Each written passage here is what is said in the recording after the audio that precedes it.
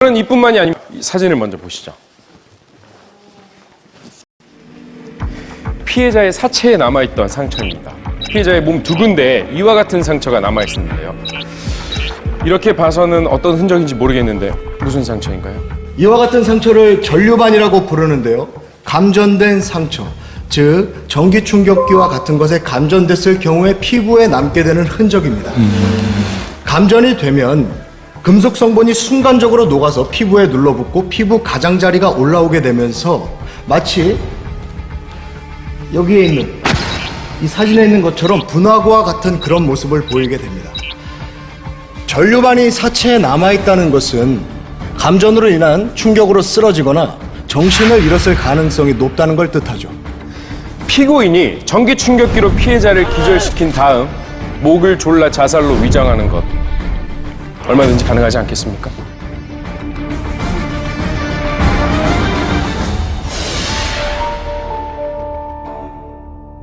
누군가가 일단 전기 충격기로 기절을 시키고 실제로 자기가 그은 것처럼 만들고 좀 주작할 가능성이 굉장히 크다고 생각해가지고. 자살은 아니고 타살이 돼 제3자가 개입돼 있을 이에 있습니다.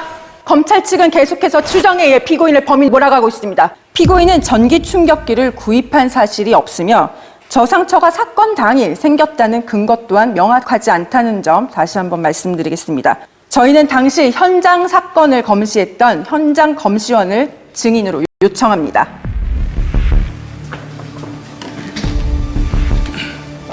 증인, 이승조의 사체를 가장 먼저 확인하셨죠? 예. 이승조의 사망 진단서인데요. 여기 사망 원인이 불완전 의사, 즉 자살이라고 되어 있습니다. 이렇게 자살로 판단하신 이유 설명 좀 해주시겠습니까? 예, 목맴 자살의 경우 발이 땅에서 떨어져 있는 교수형과 비슷한 자세를 완전 의사라고 하고 발이나 무릎이 땅에 닿아 있거나 앉거나 엎드리는 등 신체 일부가 땅에 닿아 있는 자세로 사망했을 경우 불완전 의사라고 합니다. 피해자 역시 불완전 의사에 의해 사망에 이르는 것으로 판단했고요. 만일 누군가가 손이나 기타 도구를 이용해 교사를 했다면 분명한 흔적이 마련입니다. 예, 타살일 경우 얼굴에는 심한 우열, 그리고 양 눈꺼풀에는 많은 일혈점이 보이게 됩니다. 그런데 사망자의 시신엔 우열과 일혈점이 보이지 않았습니다. 그럼 우열과 일혈점이 없다는 것 외에 자살로 판단하신 다른 이유가 있나요? 예, 손목에 주저원이 있었다는 점입니다. 오른손목에 그 자살을 망설인 주저원이 있었는데요. 아마도 현장에 그 피해자 본인의 지문이 묻어있는 커터칼이 떨어져 있는 것으로 봤을 때 처음에는 칼로 자살을 시도했던 것으로 보입니다. 그렇습니다. 화면을 보시면 쉽게 이해하시겠습니다. 피해자의 시신에는 공격을 막는 과정에서 생기는 상처인 방어운은 없었고요. 자해 전 망설이다 생기는 상처인 주저운은 있었습니다. 목을 졸라서 죽이려 했다면 이렇게 반항을 했을 겁니다. 막 움직이고 손발을 이제 잡아서 끌려고 하고 이제 손으로 그 줄을 풀려고 하고 그때 방어운이 분명 생겼을 겁니다. 이것은 아마도 피해자가 분명히 자살을 했다는 것을 명백하게 말하는 게 아닐까요? 한 가지 궁금한 것이 있습니다. 증인은 피해자의 오른쪽 손목에서 주저원을 발견했다고 하셨는데 이것은 무엇을 의미합니까? 네, 피해자가 왼손잡이일 가능성이 높다고 볼 수 있겠죠. 네, 그렇습니다. 피해자는 바로 왼손잡이였습니다.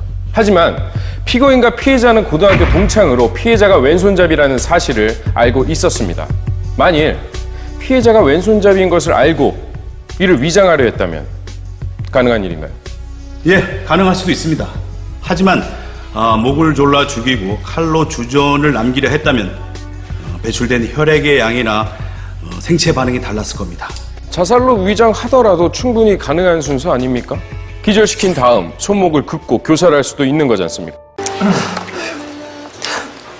다들 재판 지켜본 느낌이 어땠어요? 너무 떨렸고 설렜습니다. 어디가 어느 부분이 설렜죠? 전 일단 그 피고인의 그런 억울함을 좀 집중적으로 봤는데 네. 제가 봤을 때는 좀 억울하다기보다는 연기 같았어요. 좀 약간 거짓말을 하는 느낌이 없지 않아 있지 않았나.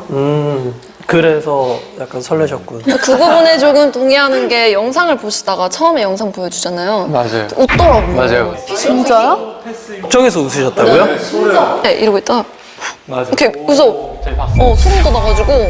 매매동에 그게 있어서 처음 봤을 때는 그 웃으셨거든요. 네. 근데 그 다음에 또 영상 볼 때가 있었어요. 싸우는 영상 볼 때. 그 싸우기 전에는 또 웃음이 약간 좀 그런 웃음이 아니라 그 상황에 행복한 웃음이었어. 또 웃었어요? 네. 제가 봤을 때는 사이코패스예요. 그럴 수 있습니다. 그러면 안 되는데. 아니면 그냥 자기 모습이 TV에 나와서 무슨 거. 근데 만약에 저 같으면 제 친구가 죽었어요. 근데 그날이 되게 행복한 기억이잖아요. 그럼 저는 그게 더 약간 마음이 아플 것 같은데 그걸 보고 어떻게 웃냐고요. 그게 약간 좀. 저는 처음부터 지금까지 봤을 때 무조건 유죄라고 계속 생각을 했었거든요.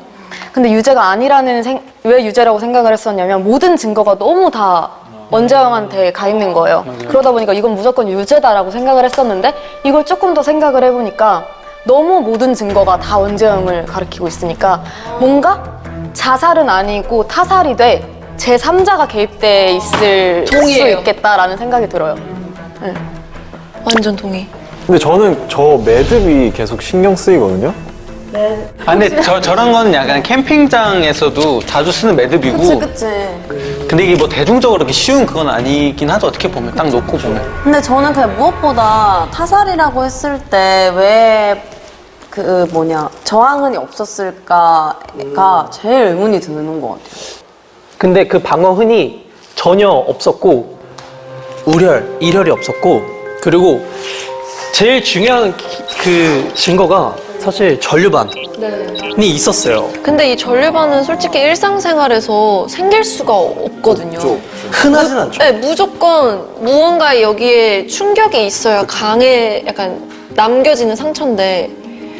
근데 중요한 거는 이승조 씨한테 구입 내역이 없어요. 근데 구입 내역은 충분히 없을 수 있는 게 카드를 사용 안 하거나 뭔가 뭐 다른 사람을 통해서 얻거나. 저는 또 여쭤보고 싶은 게 옷 원료가 채취된 게 뒷목이랑 손이었잖아요. 근데 아까 뭐 영상이 꺼지고 난 뒤에는 뭐 모르겠지만 저희가 봤던 영상에서는 뒷목에서 옷의 원료가 나올 만한 행동들이 없었거든요. 근데 사실 저는 개인적으로 미세섬유에 의한 증거는 정말 신빙성이 없다고 생각해요. 그 라이브 현장 말고 그 외 시간에 누군가 터치를 했을 수도 있고 그게 지문이 아니니까. 그치. 근데 제가 봤을 때는 그 손에 묻었잖아요. 근데 그 라이브 했던 4명 중에서는 그 재질을 입은 사람이 일단 원재영 씨밖에 없었던 걸로 알거든요.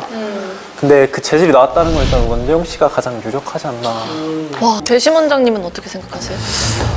사실 저 같은 경우는 지금까지 나온 증거만을 봤을 때는 이게 타살이라면 정말 치밀하게 계획하지 않았을까라고 했는데 사실 저는 드라마나 영화에서만 보던 장면을 실제로 이렇게 직접 보니까 너무 어렵더라고요. 그리고 사실 제일 중요한 건 이분이 정말 억울하시다면 그 억울함을 풀어드려야 되고 정말 잘못을 했으면 정말 잘못을 저희가 이제 판결을 내야 되는데 그게 너무 어렵더라고요.